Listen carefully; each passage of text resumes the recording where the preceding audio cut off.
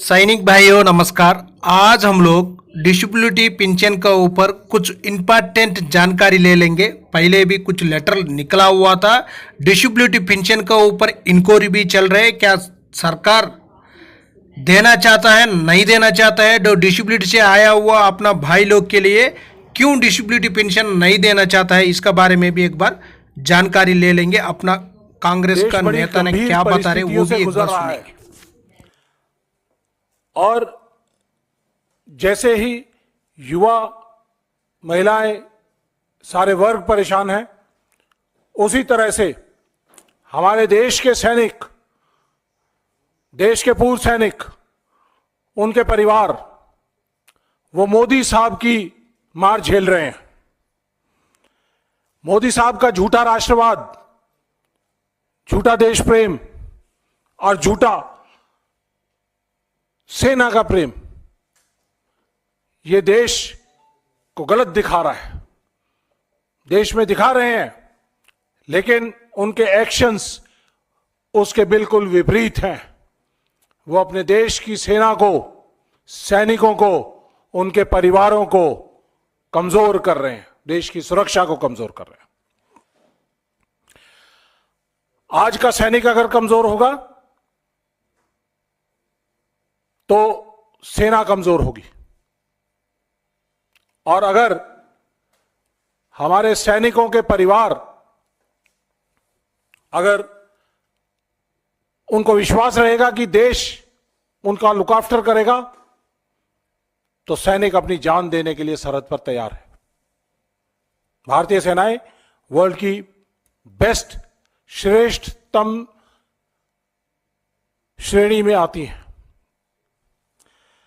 हमारे फौज के इंस्टीट्यूशंस को डिस्ट्रॉय किया जा रहा है। हमारी कोर डिमांड है 1 रैंक 1 पेंशन, जिसको यूपीए सरकार ने 26 फरवरी 2026 को पास किया। पार्लियामेंट के दोनों सदनों के अंदर इसको पास किया गया, और आज 1 रैंक 1 पेंशन का मजाक बना दिया है इस मोदी सरकार ने। 1 rank and hundreds of pensions, ऐसा मजाक बना दिया है। देश की सरहदों पे काम करने वाले सैनिक अगर डिसेबल हो जाते हैं तो उनकी डिसेबिलिटी का मजाक बना दिया है। हजारों की तादाद में मिनिस्ट्री ऑफ डिफेंस के केसेस जो डिसेबिलिटी फौज ने दी, उसके खिलाफ ministry of defence supreme court में जा रही है। देश का सैनिक कैसे लड़ेगा अगर उसकी डिसेबिलिटी के इश्यूज को एड्रेस नहीं किया? तो कैसे? आज हमारे पूरे का पूरा जो सैनिक समाज है, पूर्व सैनिक समाज है, नाराज है, क्योंकि 1 रैंक 1 पेंशन की जिस तरह से इन्होंने OROP 1 के बाद OROP 2 के अंदर विसंगतियां पैदा कर दी हैं। हमारे जेसीओ जवानों को जो 12,500 करोड़, 12,500 रुपया पर मंथ के हिसाब से उनको कम मिल रहा है, उसकी लड़ाई हम जंतर मंतर पे भी लड़ रहे हैं, पूरे देश भर में लड़ रहे हैं। मैं जानना चाहूंगा आपके माध्यम से कि ये 23,000 करोड़ से लेके और जो 1 लाख करोड़ के बीच का जो 77,000 करोड़ का जो डिफरेंस है, आपने किन अपने पूंजीपति साथियों को दिया है? फौजियों को नहीं दिया, फौजी परिवारों को नहीं दिया, 1 रैंक 1 पेंशन को नहीं दिया। आपने किन अपने पूंजीपति साथियों को दिया है? यह मैं पूछना चाहूंगा आपसे। साथियों, इसके साथ साथ एक और बड़ा मुद्दा जो डिसेबिलिटी पेंशन का है। डिसेबिलिटी पेंशन, जब फौज का सैनिक कहीं लड़ते लड़ते घायल हो जाता है तो उसको दिया जाता है। डिसेबिलिटी के हिसाब से, जितनी डिसेबिलिटी है उसके हिसाब से उसको दिया जाता है। उस डिसेबिलिटी पेंशन के लिए इन्होंने एक नई पेंशन स्कीम लेके आए हैं, जिसके अंदर डिसेबिलिटी को खत्म कर दिया गया है। डिसेबिलिटी पेंशन अब डिसेबिलिटी पेंशन नहीं रही है, इसका नाम दे दिया गया है इम्पेयरमेंट रिलीफ। और इसके अंदर यह कहा है कि ये डिसेबिलिटी पेंशन अब डिसेबिलिटी नहीं है, और ये बोलते हैं जो डिसेबल्ड सोल्जर को जो पेंशन मिलती है उसके लिए उन्होंने लिखा है this is not a pension and shall cease upon the demise of the recipient.